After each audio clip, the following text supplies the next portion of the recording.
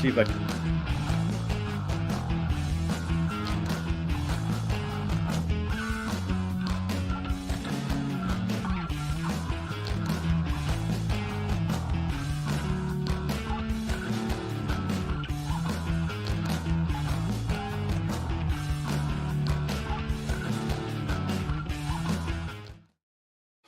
All right. If it's Tuesday, it means it's time for Comic Book School Live. Mike, my microphone's not quite ready yet. How are you? How are you? Am I ever really ready for this show? No, you're not. And it comes up on every Tuesday. Every Tuesday. Here we are every Tuesday, Mike. And what do we talk about? We talk about the craft and business of making comics. That's right, Mike. We talk about the craft and business of making comics. And if you are a comic book... Oh, good evening, Hello, Victor. Victor. Nice to see you there. How are you? If you're an up-and-coming comic artist, an established professional, or someone who just wants to know more about making comics, this is the show for you, right, Mike? I mean, we're going to unpack. Is that my house or a green screen? I'll let you decide that, Glenn. Glenn. I mean, hi, guys. Hey, Glenn. Nice to see you. As you can see, we have a live audience, and some of them are regulars, and we welcome all of our regulars. Mike, we love to see them. They're the reason we do the show, right? Exactly. We have to pass along our vast knowledge of comic stuff. That's right. And why do we pass along that vast knowledge? Well, that's because, Mike, we are comic book professionals ourselves. First, we want to welcome you. You are, hold on, I got to find the cheering. Mike, you are a 3-time Emmy Award-winning television writer. We met at Wizard Magazine, and you've also done some comic book writing, and I am an award-winning comic book writer with also the same background in Wizard. Yes, that's right. That's true, blank stare. That's true, blank stare. You can't have a house like that. You can have a house better than this if you win 3 Emmys. Well, why? That's the house you live in. So you won 3 Emmys. That's the house you live in. Mike, tonight we are going to be talking about an artist spotlight. The reason we're talking about an artist spotlight is because people really seemed to like the artist spotlight that we did on Barry Windsor Smith. What were your thoughts? I mean, you were actually the person who suggested this topic tonight. People like this, right? Yeah, they did like it. And I like it too. I like to go through their lives and see all the stuff that they've been doing. Yeah. Did you learn a lot from the Barry Windsor Smith one? I did. I learned it quite a bit. Yeah, I did too. You know, like there's so much that you think that you know about these creators, and then you learn a lot. Tonight, we're going to be learning a lot about John Romita Sr. The reason we put it on as Sr. is originally he was John Romita, and then he had a son who became a famous artist, and then he changed his signature from John Romita to John Romita Sr. to differentiate between John Romita Jr. and John Romita Sr. But Mike, first, tell us a little bit about John Romita Sr. Well, John Romita Sr. got his big break on the Spider-Man books back in 1966 with issue number 39. He knew Stan Lee, and he came in and did a few little things here and there for Stan, and he actually didn't want to do Spider-Man. He was actually doing some Daredevil. He's like, I don't want to do Spider-Man, but they said, you're doing Spider-Man. He said, okay, I'm doing Spider-Man. And he changed the character enough with his stories and the artwork that it became their biggest selling title. Yeah, so he took over from Steve Ditko when Steve Ditko quit the Amazing Spider-Man book, and the early issues of John Romita Sr. showed him channeling his inner Steve Ditko. He drew a little bit like Steve Ditko and began that transition with 39, and then began to introduce his own signature style. What else do we know about John Romita Sr., Mike? Well, John Romita Sr., he helped give Peter Parker a more handsome, relatable appearance. Yes, and he also co-created a couple of characters. He co-created Mary Jane, Wilson Fisk, and the Rhino. Yes, he was quite prolific with Spider-Man. We'll be taking you through some of those characters that he co-created. This was one of the self-portraits that John Romita did. A lot of the artists at the time would do these self-portraits. He clearly had a wide range of styles, from highly realistic to cartoony like this. But let's dive right in, Mike. Early Spider-Man. What's Glenn Gatilla saying there? I see that picture, and all I see is a better version of Spider-Man 3. Ooh, wow. Well, yes, he did. That is very true, Blanks there. He did draw romance comics beforehand. He certainly did. We'll be getting into that. Mike, we used this image for the icon that is for the YouTube channel for today's show, just because it is so iconic. Now, the cover is credited to John Romita. You can see the amazing composition of the panel where the eye literally just travels around this circle. And there's very little you can do except just follow the circle of the eye. The light shining on Spider-Man, the police officers in the extreme foreground. It's one of those issues where you say, is Spidey really trapped this time? I have to read this. Now, the art on this, all John Romita, some of the credit goes to Marie Severin, who they say is credited with doing the coloring. Covers did not have credits in those days, but there are some pretty good resources out there that credit Marie Severin for coloring this. But it is an amazing cover. It pops. It still looks as relevant today as it did when it first came out. Sometimes you look back at old issues of comics and you say, oh, those look so retro. This looks as modern today as it did when it first came out, and whatever, in the 1960s. What do you think? Yeah, this looks great. This is one of those comics that just from the cover, I would buy it and be like, what's going on with Spidey? Yeah, and this is the kind of cover, and we'll show some of this later. Romita's artwork was repurposed frequently for everything from notebooks to T-shirts to magazine covers to advertising art. It was all over licensing. So Romita's impact is far beyond the comic books. It was literally everywhere. He could draw, he could ink, he could color, he could paint. We're going to take people through some of that tonight. Mm-hmm. He was also the Marvel's art director. That's right. In the Marvel bullpen, he led Romita's Raiders. I did not know the name of them. Romita's Raiders, Mike. Get a little into that. We need a graphic to put that up on the screen. I want a T-shirt that says Romita's Raiders. Actually, I think it was Lisa Hawkins, who's been a guest on our show, was on Romita's Raiders. So we'll have to ask Lisa about that. Very famously, John Romita incorporated multi-action panels. Now, we just spoke about multi-action panels about 3 weeks ago. If people want to go back and check out that episode. Mike, what are multi-action panels and why are they important? Well, multi-action panels are various different movements in one panel, when usually in comic panels, you can only have one movement. But if you see the Spider-Man cover there, he's bouncing, hits the ground, comes up, and now he's bouncing on the wall. So that's many actions in one panel. Yeah, there's like a ghosting effect that starts from the top left corner. He hits the ground, he bounces back up, and then lands feet first on the side of a truck. What's amazing about this panel is if you had to explain this to an artist, it would probably be very difficult to do with just words. And in those early days, the artist very famously co-wrote the stories with Stan Lee. The Marvel method was Stan would more or less give them an idea or a plot or just a concept, and then they would run with it. Or they would just start with a cover and then write around that. Now, as you had just noted, Mike, the cover has a multi-action panel with the ghosting.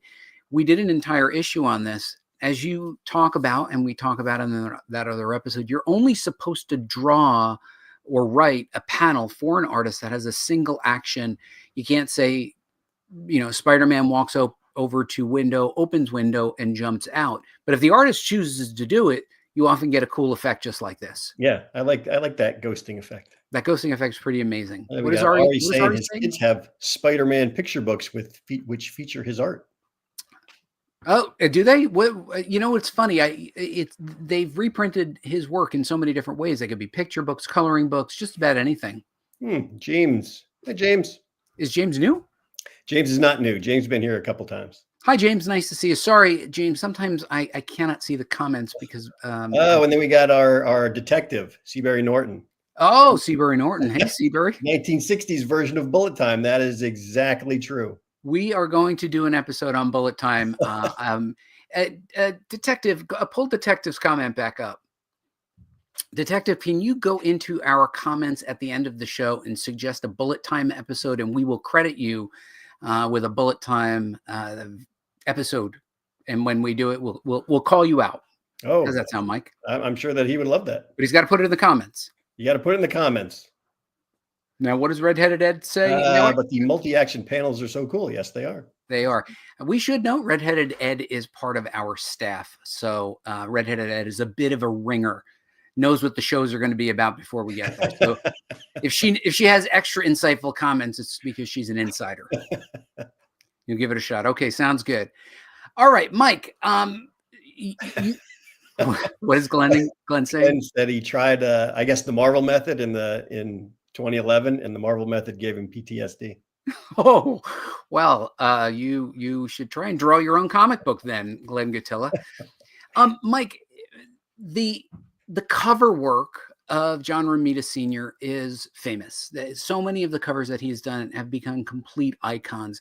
And part of the reason for that is because of the simple nature of his ability to put emotion into the body. This is clearly somebody who's sad and going through a lot. You've got Peter Parker walking with his head hung down low, and then Spider-Man looking over his shoulder. The weight and responsibility of this character literally looming over him, crushing him with the weight of responsibility, is testament to the way Romita was able to draw. These characters had weight and gravitas and real emotion. And that was one of the things that he brought to the stories. The earlier Ditkos, yes, they were very dynamic. But what Romita brought was a different level of weight and emotion to the body language. What say you, Mike? I say that's true because I think last week we did the covers and the death of Gwen Stacy. Yeah, that was part of his storyline. Like he had a big part in the plot and all that. So he loved putting the characters in situations where they had to really emote. Yeah, and there was a lot of body language, and that was Romita was very strong on that, and we see that in some of the upcoming pages. This was the Phil Burnett. I actually love working off the Marvel method, but the trick is working off a script that isn't trying to squeeze everything on the page at once. Bad script, bad experience. Ooh, well, then, Philip, maybe you should draw something that Mike and I are writing. Maybe that is very true. Maybe you'll get better scripts. Just saying, my friend. Just saying. Just saying. This cover was epic, and it ended with this massive, iconic ending. We'll talk a little bit about the impact of that. I'm not entirely sure what we have on the left, if that was an original color mock-up or rough or some sort of repro. There are things that you find on the internet. It's clearly credited to John Romita. It is very similar, but not exactly the same. But I think the power of this, once again, shows Romita's ability to give you the gut punch on the final page of that issue, making you wonder if Peter Parker in issue number 50 has given up on being Spider-Man. He can't give up on being Spidey. He can't. But when we were kids and these were coming out, we didn't know. That's true. That is true. Cliffhanger For people who like those cliffhangers. Artists will often do these multiple comps or roughs. I do believe this is a Romita, at least that's what was credited to. Just showing even his roughs are fully finished. Look at how detailed it is. Yep. It would take me all week to do the one on the left as a sketch. Yeah, this was a scene from, I think it was Spider-Man 2 as well, where he gives up his costume. Mike, you are pretty good. We're going to go into some of the homages. Here are some homages. You want to take them from left to right? What do we got? We got Hack and Slash. Mm-hmm. Oh, yeah, there we go. the Wonder Man quits. Justice League for Blue Beetle. Yeah. And Manhunter. I don't know who. That's not Martian Manhunter, is it? No, Manhunter's a DC character, and he is. I guess he hunts men. I don't know much about. Wouldn't that be a serial killer? But I've read some issues of Manhunter. I'm not entirely sure I could tell you anything about any of those issues, but it is a DC character and a nice homage cover. What do you think of the homage covers? I think they're great. Hack and slash, I don't know. So I don't know what. Would you have picked up that was an homage cover? I would have picked it up from the Justice League and the Wonder Man, but probably not the other two. Yeah, I think in Manhunter, the costume isn't like hanging out of the garbage can, and I don't know who the other like the mannequin in Hack and Slash is. Yeah, I don't either. I remember reading Hack and Slash or Hack Slash Slash, or I don't know, or just Hack Slash. Why does this microphone keep sinking down? Tim Seeley, it's very good, but yeah, I like the Wonder Man Quits one. Yep, Gatilla likes Hack Slash. Yeah. Let's see what else. We got a couple other comments coming in. Tim Seeley literally told everyone in the Hack Slash editor page. Okay. Oh, missed that one. Manhunter would make it past the focus group these days. Yeah, I don't know Manhunter. We have Martian Manhunter, the Manhunters, and the Vigilante Manhunter. That's too many, far too many.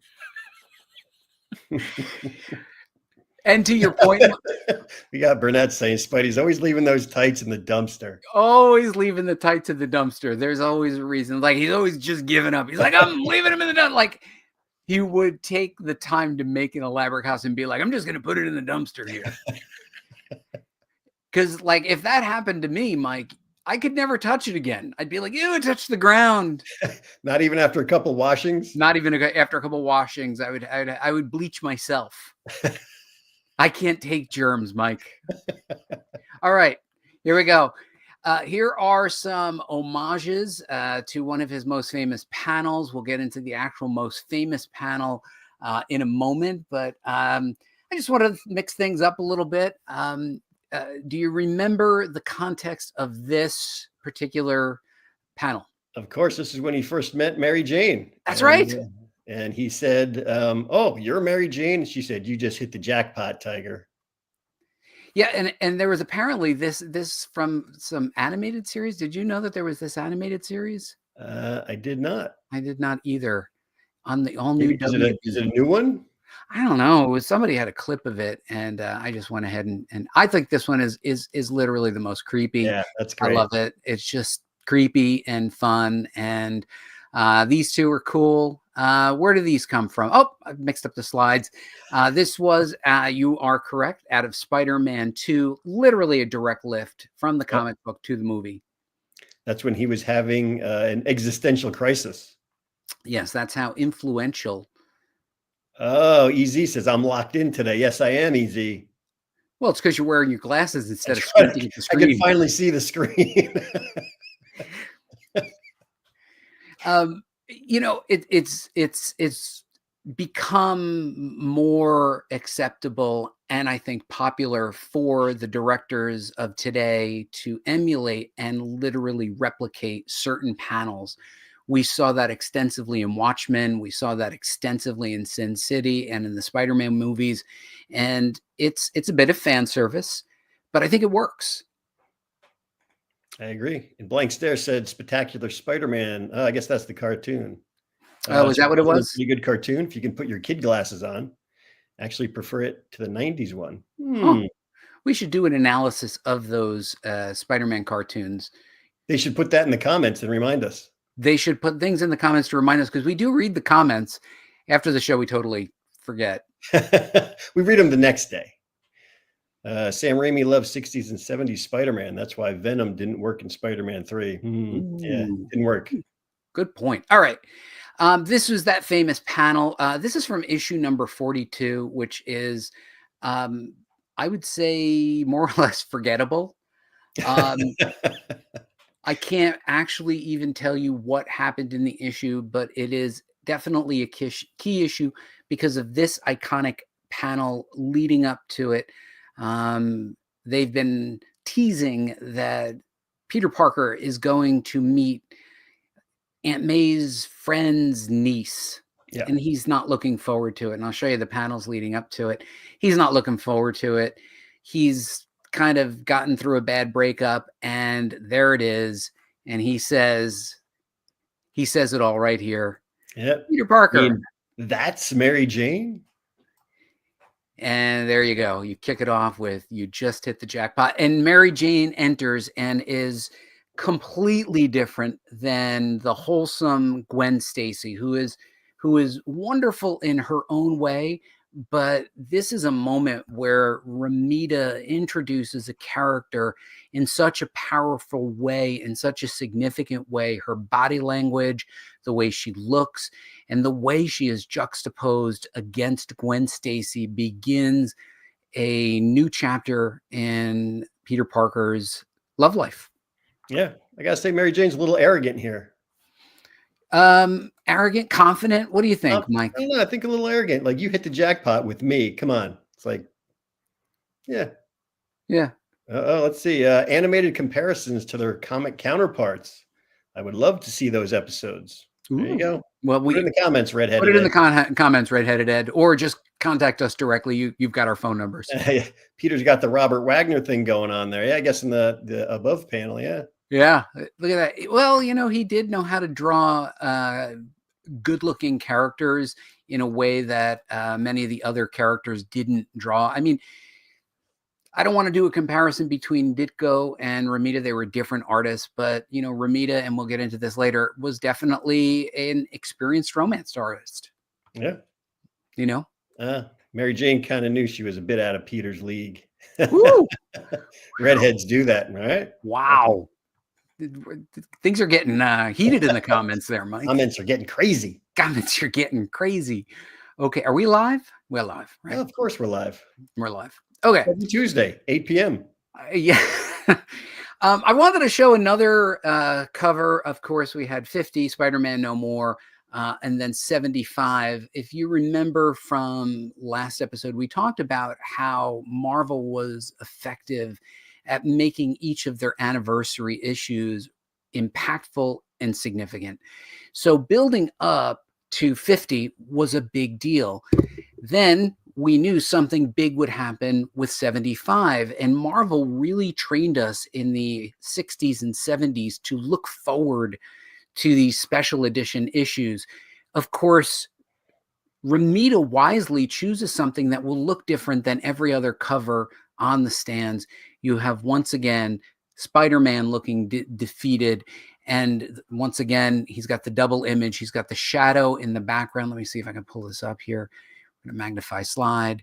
We've got the body language, impactful stuff.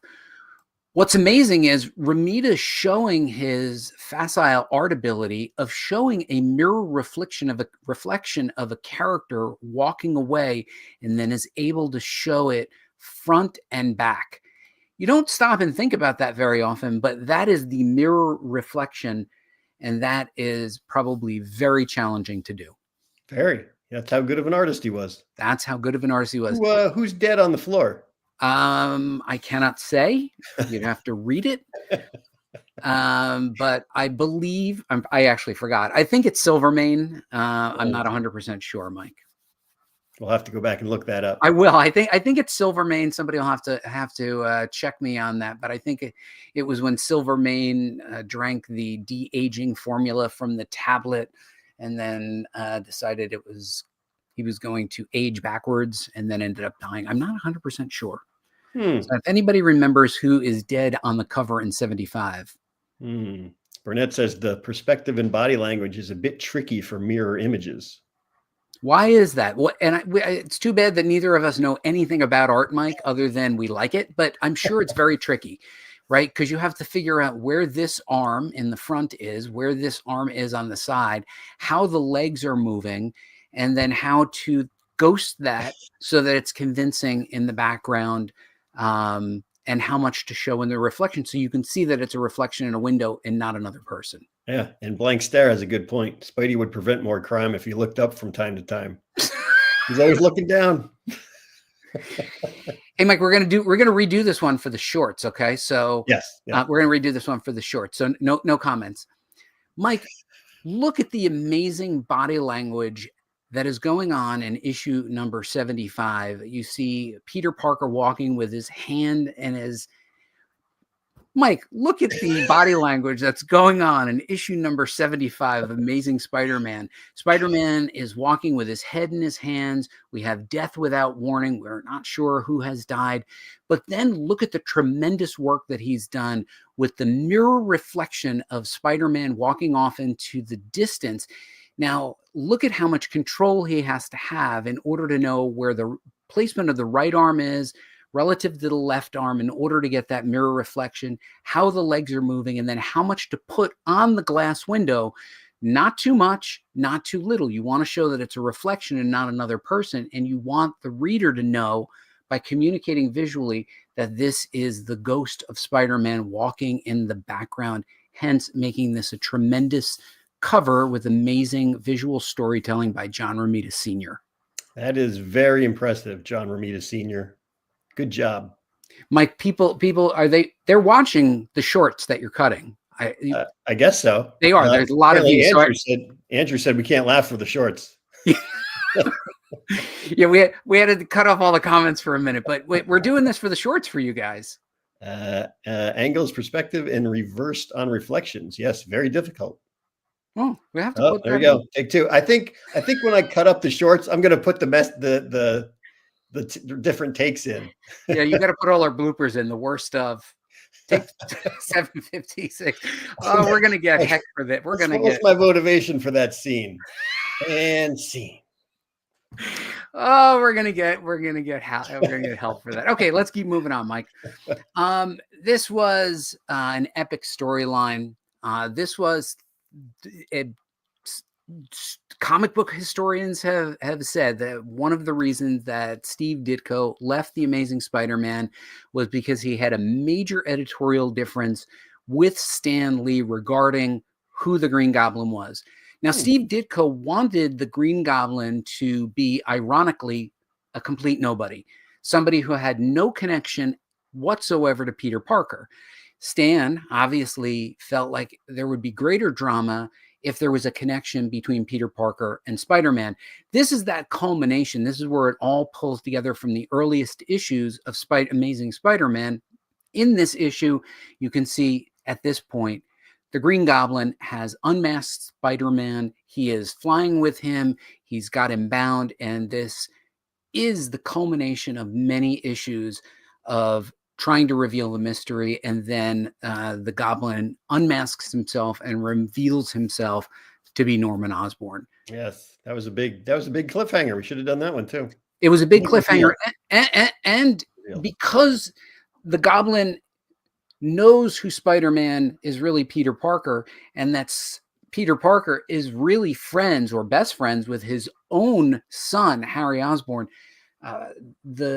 The web of relationships was what it was all about. But Romita told amazing stories visually and was able to make you, on 39, you open that cover and you go, oh my God, they're going to pull this through. This is really the issue. There it is. Mike nodding in silence really sells Buddy's monologues. I'm trying to give Mike some things to cut. All right, we'll go back onto the regular show. All right.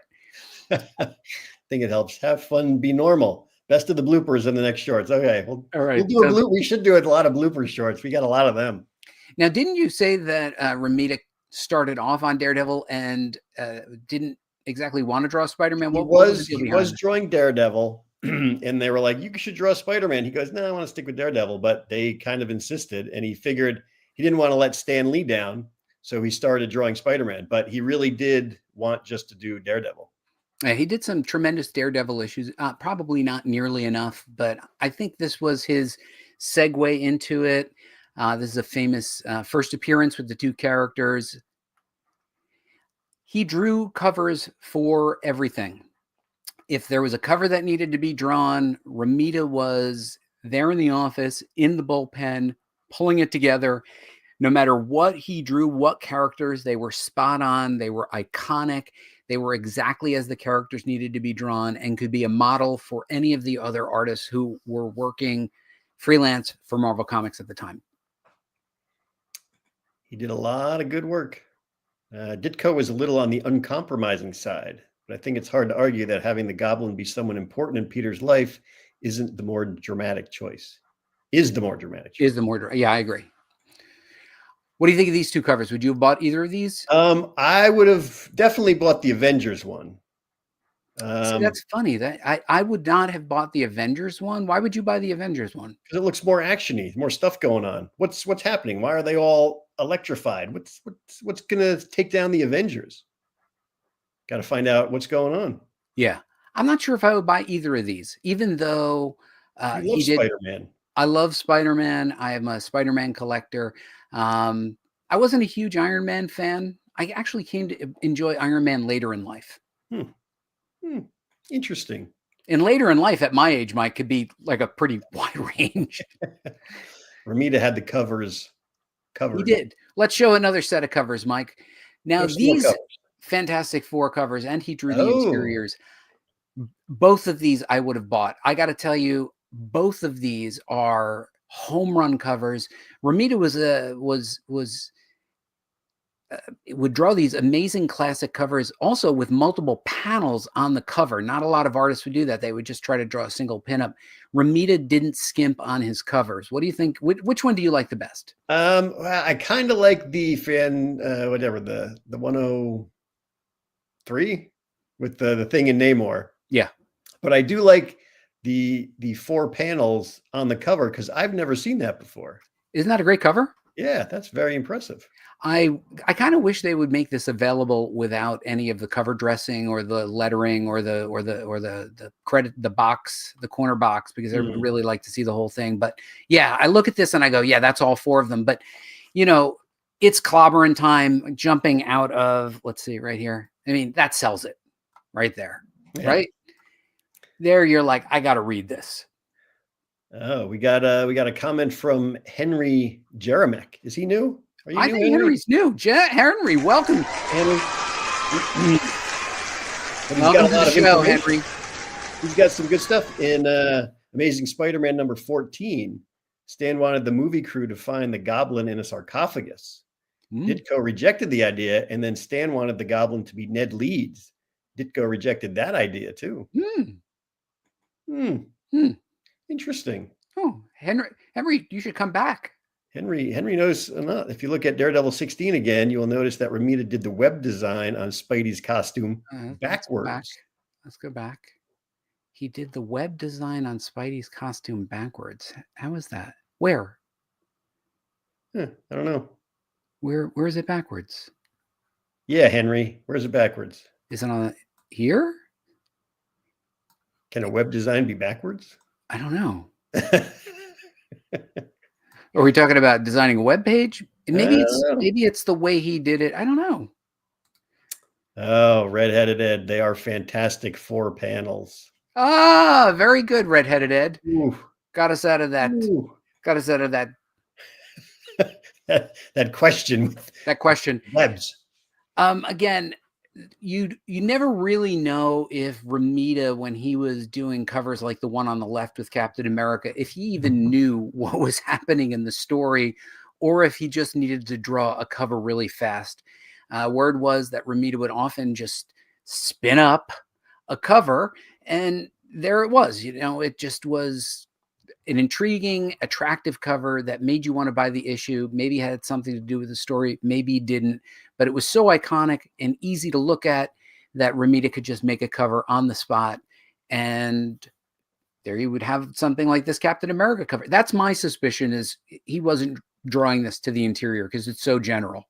They're just like, give us a couple of pictures of Steve Rogers. And he went, all right. Yeah. And then the one here with Marvel Age, clearly he knew what he was drawing for, drawing all the women of his life, and John just leaning back. But like, look at them all doting on him. We're going to have to get into his romance stuff in a minute, but like, he clearly knew how to draw strong, handsome men and strong, attractive women. I mean, this guy knew how to do it all. Even Aunt May. And Aunt May.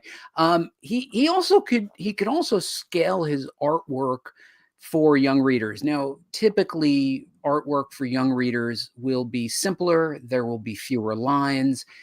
It will communicate more in a simplistic fashion so that kids don't feel overwhelmed by the sheer number of lines that are going on. Like modern comics might not be attractive to kids. So anytime you read to a kid, you're going to see a simpler art style. Even in the logo design, you can see just the way they designed the logo. It looks more for kids. And of course, Romita could do this style as well. Do you remember the Spider-Man on Electric Company? I absolutely do. And that in and of itself is just wonderful in its own way. And that Spidey didn't speak. He had word balloons, remember? Yeah. We got something coming in from Henry again. Hard to explain. When you draw Spidey, you draw the straight lines, and then curved lines are the ones that are backwards. We're going to have to get into this, Mike. Henry, yeah, leave us a note. We'll follow up on this because we're just keep going back to this one slide.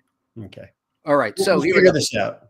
We'll figure this out. Anyway, he could do Spidey Super Stories. And Mike, we covered this in one of the previous episodes. We're doing a shout back to our own episode. Why Jaws is the best movie poster ever.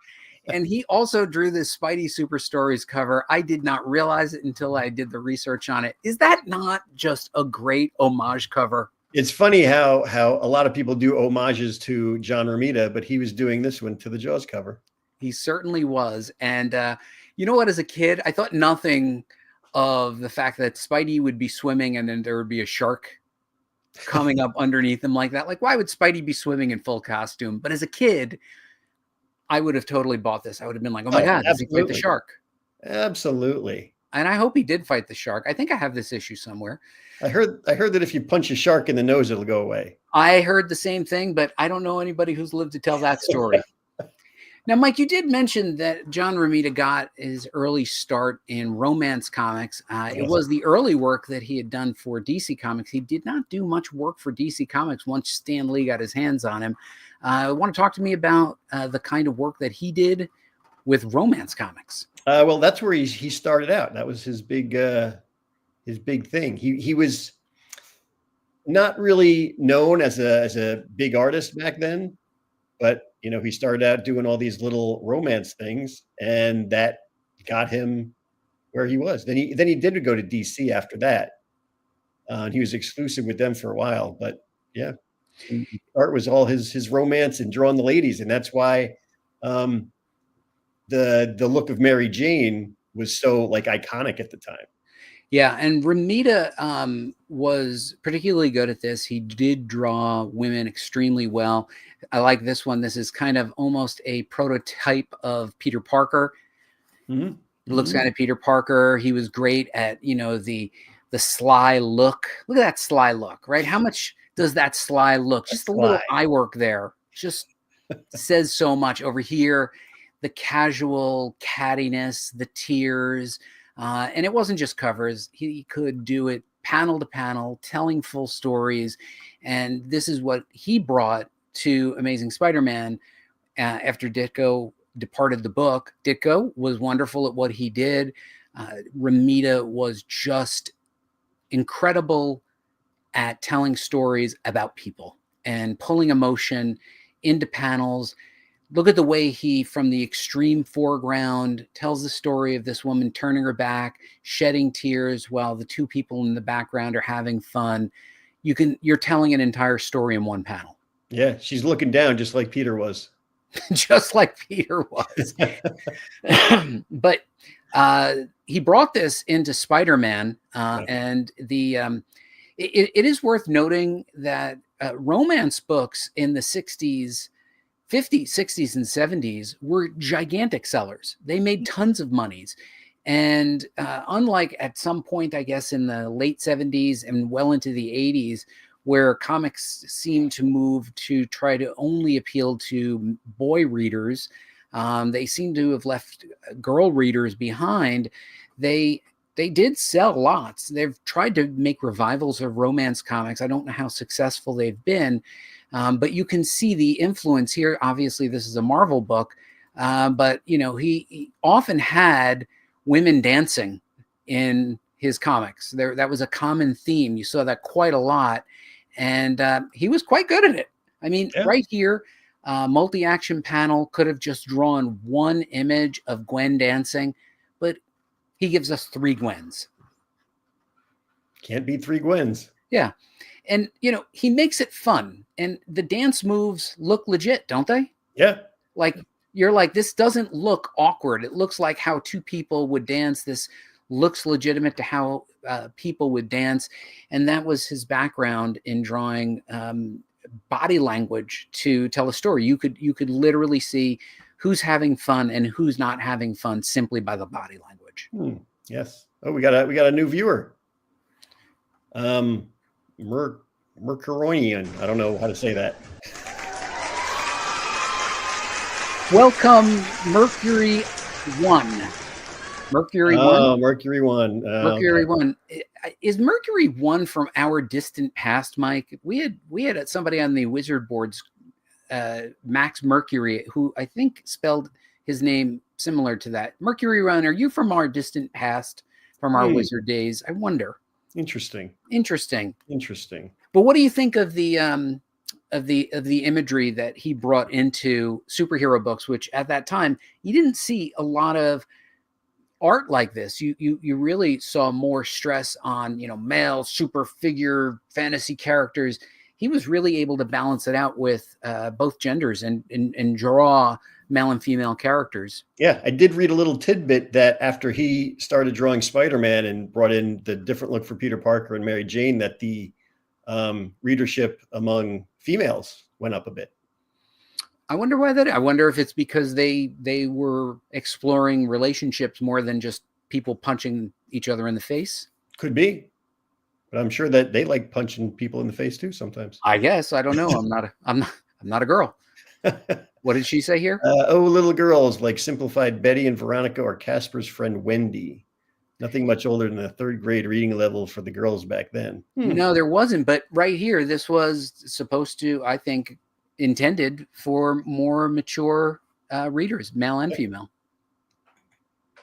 Well, he did good. He did good.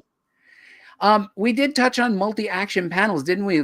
Just last week, Mike, I did not realize this, and I was able to find the original art for this. If you're interested, Mike, in seeing the episode of multi-action panels, here we are cross-referencing our own our own episodes, but it's a popular episode because it really gets into the craft of drawing multi-action panels. Yeah, it's something new and interesting because most people don't even think of it. It really only works for a lot of the, the speedster characters, but you can do it with any character. That's right. Here is a classic image. This was John Romita Jr. Art and Dave Cockrum of X-Men fame. I'm assuming this is probably in the Marvel offices. I found this, and I do try to credit websites when I find something that seems unique. You can probably go to Elliot R. Brown and find out more about the background of this image, but that's kind of a cool image, isn't it? Yeah. Interesting. Yeah, some behind the scenes. That's Romita Jr.? That's Romita Sr. This is John Romita Sr. I would place it in the 60s, well, maybe in the 70s. If Cockrum was there, it was probably the 70s. There we are with Stan and John Romita. I don't know what they're working on, but you can kind of see Spider-Man. It's a Spider-Man issue. It's a little tough to tell if somebody could figure that out. You could see Son of Satan, Omega, the Unknown in the background, and then Squash Goes the Spider. But I would like to note that this, and we'll talk about this in the future, often we'll talk about getting exposition into a comic book. And you know me, if I see two people sitting in a diner talking to have exposition, you've done something wrong. This is a great example. Romita would often have Spider-Man swinging across from the city. In this case, he's making the connection that Spider-Man is changing his clothes And at this point, this is where Stan Lee is filling in all of the dialogue to give you the exposition, to give you the context of the story. There was always a rule of thumb, which is every issue is the first issue for somebody. So you need to set it up, give them enough information about the character. Right here, we see Peter Parker getting dressed. He's got his clothes over here in a package of web, and he's got the dialogue. And even explaining the Spidey sense. You want to talk about that, Mike? Yeah, you don't actually see that too much in comics these days, where they explain what's going on. You know, back then they would have the editor's note or whatever it was saying, oh, Peter Parker is Spider-Man and he's got to, you know, get back into his street clothes.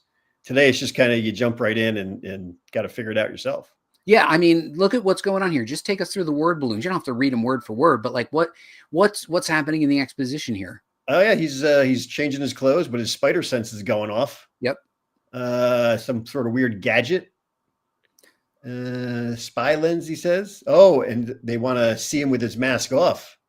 Oh, they're trying to catch him, see who he is. Yeah. So right there, you set up some tension, but this is a great example of how you can set up tension, establish exposition, and do it in the context of the story. I know how much you love Alex Ross. Alex Ross took an illustration by John Romita Sr. and painted over it. They did a couple of gems together. I thought you'd like this one. And now, Mike, I've even blown it up so you can see it full size because I know how much you love Alex Ross. That's a good one. I like that. What makes this image so awesome from the perspective, Mike? Well, because it's a perspective of looking up at them from the street level, right up between all the buildings. And you don't ever really see that type of perspective. It's usually straight on or maybe some like down, but it's never straight up.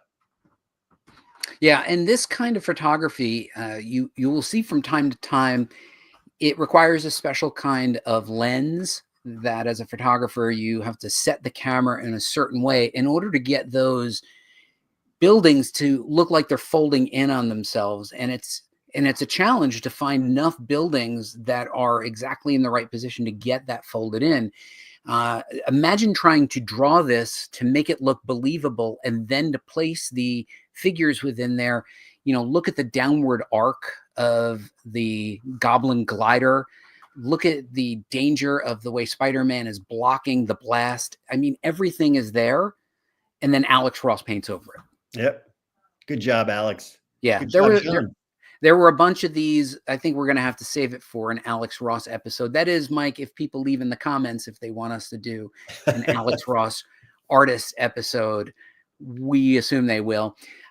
He was the go-to guy as well for promo art. So since he worked in the office in the bullpen, he had the Romita Raiders. Often they would be asked to draw something promotional. On the left was a promo poster. I'm pretty sure that this appeared in maybe Dynamite magazine. Remember Dynamite magazine? I do remember Dynamite. I have a whole bunch of those. Cream magazine, I have this particular issue. They're like, we need a cover for Cream magazine. Who do they go to? They go right to John Romita. He's like, what's the theme? Music. He's like, no problem. Can you draw their mascot in there? This mascot in there. Can you draw the mascot? He's like, yeah, whatever. This, according to the website that I pulled it from, appeared on the bags of comic books for a comic shop. I bet people wish they had saved that bag. Yes, they do. Right. That's a good one. I like that. I mean, and right, it could have just said Marvel. He could have just put one character in there. Nope. Romita goes in there all out and has them interacting with the words. That's an episode we should do when they interact with the logo. Oh, yes. Somebody put that in the comments. Somebody should put that in the comments, my fine furry friend. So he was there for all the promo stuff. Some of my favorite books and the books that I grew up with were the trifecta. Marvel Comics Origins, Son of Origins, and Bring on the Bad Guys. They were published by Fireside Books, and they reprinted the earliest appearances of Marvel characters, mainly first the superheroes, but then afterwards the villains. All of these covers were designed by Romita. He also painted and colored these. He was an amazing storyteller, but when you look at these covers, They tell a complete story. And when I bought these, I read these hundreds of times. They're still on the shelf behind me. And I did manage to get Stan Lee to sign one of them for me when we met him in Chicago that time. Oh, interesting. Interesting. I don't have any of these. Son of Origins, never even heard of that one. Really? Nope. We'll have to get into the Fireside books. These are tremendous. These were the gateway for so many people. The way cartoons and animated series are the gateway for many young readers today, or the Marvel universe, the MCU movies are the gateway. This was the gateway for kids in their 70s. I wasn't around in the 70s. I'm not old enough to know, Mike, but so I'm told. If you are indeed a fan of John Romita, there are so many different resources. I do indeed have this particular book. Let's see, you can see it right there. In fact, I have, I believe, all of these books, but the internet has better photos than me. The Art of John Romita, I highly recommend. This is a great book because it does give you the deep dive. It gives you a history into John Romita himself. It goes into his background growing up in New York. I have this book as well. These artisan editions literally take the original art, give them high resolution scans so you can see all the eraser marks, all the corrections, the blue lines. You can see notes in the margins. If you like that sort of thing, these are giant size books. And once again, right there, you got it right there. And a wonderful book. I also have this John Romita sketchbook. I believe this is more than just Marvel characters. I think these are some of his own illustrations. John J. David Spurlock is a well-known comic book historian, puts together these books. This is a really good book. And then Spider-Man Visionaries reprints early iconic stories of the John Romita run, and of course, you know, they pull out stories where they have other characters that are involved or just significant stories. It's just a mashup, no continuity, but just wonderful reads and a great snapshot of the artist. You know what sketch you're missing from all of these? What is that? That one of Spider-Man that you did. You know what? I think the world does not need to see that again, Mike. But what they do need to do. Oh, hold on. Let me put the music on, Mike, because we're gonna. Wait. We should throw up some comments here. We got a bunch of them. All right, go ahead, Mike. Give us the comments. Let's see. Well, we got apparently Henry Jeremick. Ditko plot wrote Spider-Man. He would hand in the finished art fully inked with notes and guidelines written on the sides of the pages. Then Stan would base the dialogue on that. Wow. We got Gatilla saying... Hold on, go back to that. I think Stan did that most of the time with them. They would talk about what the theme of the issue was or what the villain was. I think Ditko definitely had a heavier influence on those Spider-Man issues, but and that's where he diverged with... Because he had done all this work leading up to it and didn't like that Stan was going to change it. Stan. Apparently you said turpitude. Did you say turpitude at some point?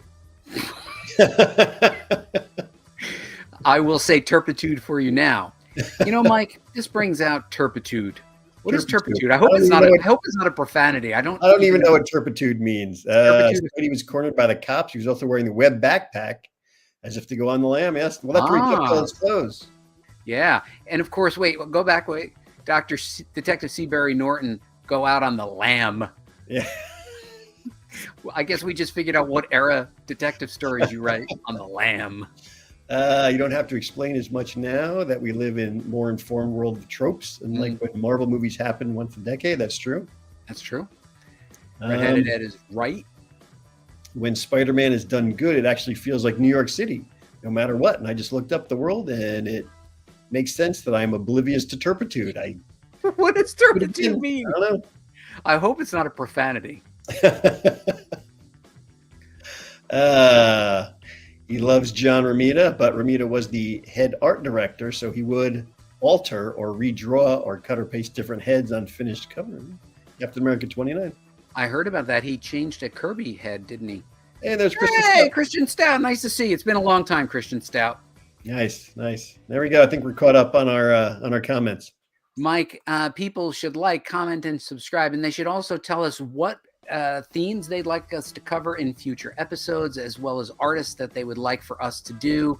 And we always appreciate the feedback, and we will see you again next week, as we see you every Tuesday at 8 p.m. Good night, everybody.